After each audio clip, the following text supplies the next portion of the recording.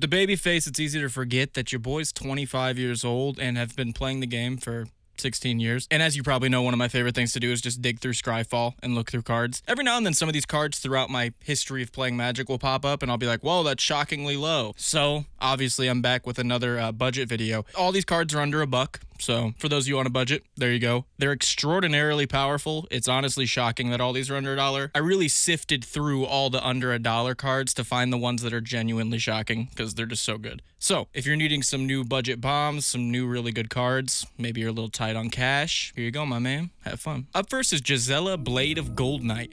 4, a red and 2 white for a 5/5, flying, first strike. If a source would deal damage to an opponent or a permanent an opponent controls, that source deals double that damage to that player or permanent instead. This affects all your opponents that are attacking other opponents as well. I guess I never even put that together. Goad, Pillow Fort, Aggro. This girl just like works everywhere. Also, if a source would deal damage to you, or a permanent you control, it's halved. That damage is halved. I remember this girl being 25 plus bucks, even more than that. So seeing her under $1, that feels nice. And that's definitely a pickup you should be getting. And it's honestly hard for me to like want to pick up a Boros card. I'm not really that big of a Boros player. But this card in my Exodus deck, which is like an Exodus Adventure Fling deck. Yeah, it's already in the cart, so. Up next, we got the Myco Tyrant. The Myco Tyrant is 1, a black and a green for a star.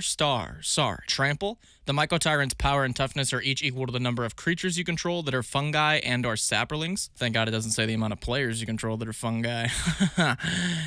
Kill me. At the beginning of your end step, create X 1/1 black fungus creatures, where X is the number of times you descended. They also can't block. And descending is seriously so goddamn easy.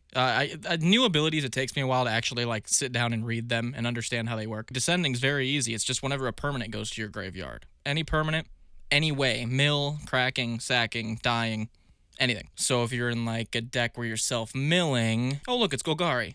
How convenient. You can just spit out insane amounts of 1/1s. This thing becomes big. It becomes a huge threat. You're swarming the board with 1/1s. I'm honestly thinking about just running this in Teneb. Teneb puts stuff in the graveyard. Stuff's always dying. Rerun sack outlets. It's a 3-drop, so it gets hit by Sun Titan. I just really like this thing. I think this is an insane token engine. And the fact that it's at the beginning of your end step, it's like, yeah, I do something the turn I come out, which is awesome. Like the dude. I remember this card being not super expensive, but I just remember it being like $5-10.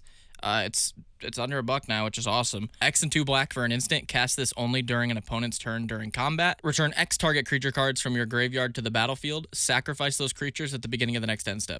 This is really good. It's pretty much just the X is 1 per creature to get back, which is an extremely good rate. Those are reanimate rates, which is awesome. You'll get all those ETBs, all those creatures enter again. You get good blocks. The opponent doesn't have to have attacked. You just had to play it during combat, so you can still get those ETBs. And the creatures don't get exiled at the end of turn. They get sacrificed, so you can still reanimate them. You can still do your deck's thing if you're in that kind of deck. So Teneb, again, picking up a Wake of the Dead. Very, very good in there. Thundermaw Hellkite's chilling under $1, which is actually really cool. 3 and 2 red for a 5/5 flying haste. When Thundermaw Hellkite enters the battlefield, it deals 1 damage to each creature with flying your opponent controls. Tap those creatures. It's honestly pretty good. It's just a beefy little boy. 5 for 5/5 flying haste is honestly pretty good stats. And then it just pings everything that has flying for 1 that your opponents control and taps them, so this thing's gonna get in for 5. If you're in the dragon deck, all your other stuff's gonna get in for 5. Or if you're commander makes flying tokens, maybe if you're in like a Goro. I think there's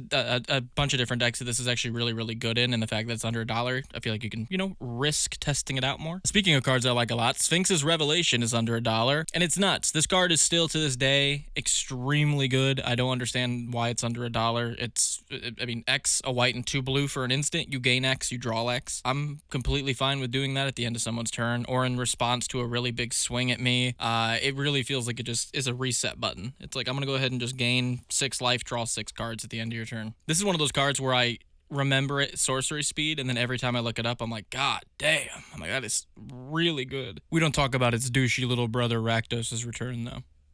We don't talk about him. We do talk about Urbrask the Hidden, though, who's under $1, which is crazy to me. Have fun picking this one up. 3 and 2 red for a 4/4. Creatures you control have haste. Creatures your opponents control enter the battlefield tapped. This will just win you games. It'll open up really good attacks a lot of the time if you're in a combat deck. Slows the shit out of your opponents. Makes your opponents easier to attack each other, because maybe if one opponent plays 3 creatures, those are the only creatures he has to block. Now they're tapped. Your other opponents can all swing at him now. It just creates tons of chaos and crazy shit happening on the board. I remember this card being over $10, $20 for a while.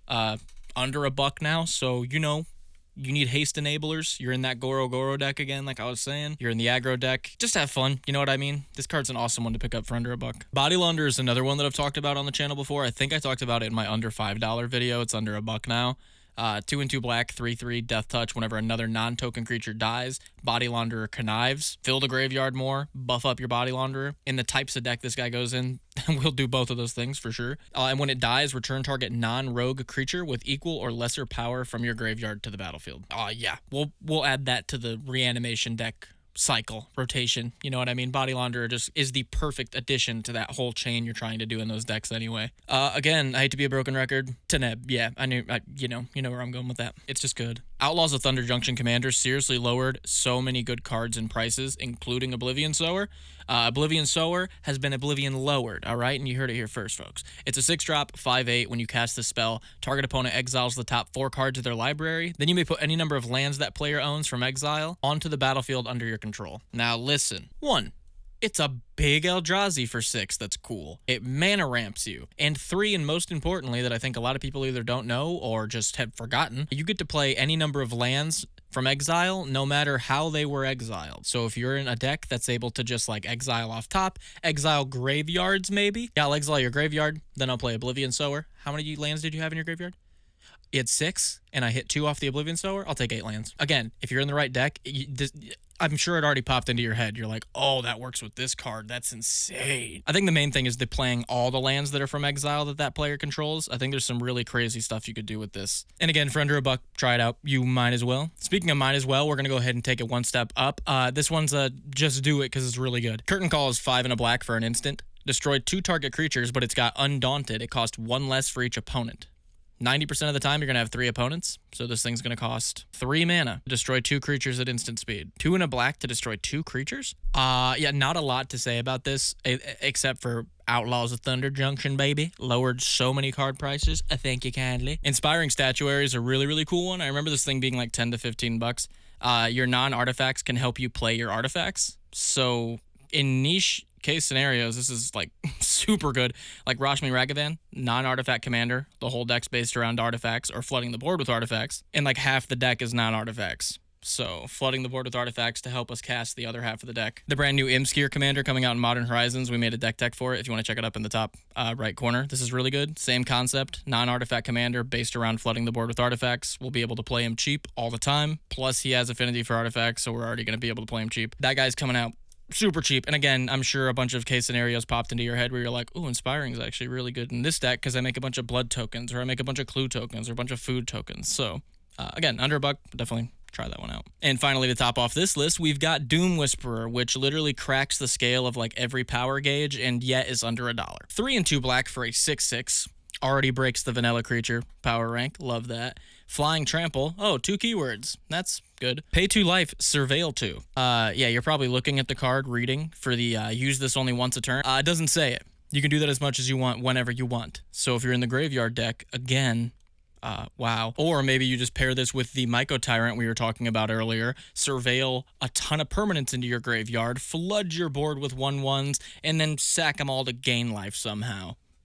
That seems good as well. It's also just a 6/6 flying trample beater. It's kind of ridiculous. There's absolutely zero drawback to this card. It's efficiently costed. An insane ability that you're able to spam. Floods your graveyard, fixes your draws, because with Surveil, you don't have to put them in your graveyard. You can just rearrange them back on top however you want. It's pretty much just scrying, except better in certain decks. It's one of the best cards in my Teneb deck. It has never left the list since the day it came out. It's extraordinarily good in any graveyard deck. I highly suggest it. I also highly suggest you spending under $11 to pick up all these cards that were on this list, because that's an insane power spike for that little money. So maybe do that. Maybe don't do that. I don't know. I'm just some fat kid on the internet that likes talking about Magic cards. Anyways, if you want to support the channel, the Patreon and all the socials are down in the description. Make sure to subscribe and like. We're trying to hit 10K subscribers by the end of the year. Easy peasy, lemon squeezy. Anyway, much love. Go play some Magic. See you guys.